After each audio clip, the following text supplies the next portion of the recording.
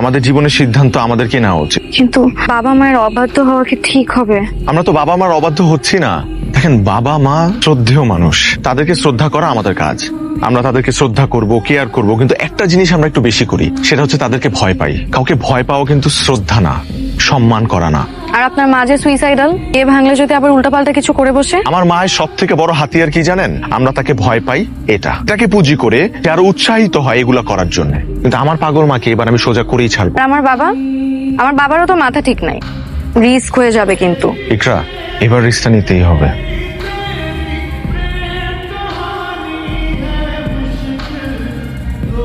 অনেক রাত হয়ে গেছে, উল্টাপাল্টা বাসায় আবার। কেডা রে? আপনারা কেডা? এত রাতে বেল বাজাইতেছেন, দিলেন তো বাচ্চাটার ঘুমটা ভাঙ্গাইয়া। আপু, এক্সট্রিমলি সরি, আমরা মনে হয় ভুল বাসায় চলে আসছি। আপনাকে আমি বারবার জিজ্ঞেস করলাম যে শুভর বাসার ঠিকানা জানেন কিনা, আপনি বললেন জানেন।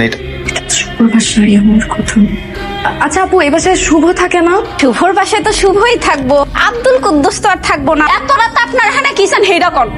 আপনি শুভর কি হন? রে আল্লাহ রে, দেইহা বুঝেন না আমি শুভর কি হই? বউ হই বউ। হোয়াট?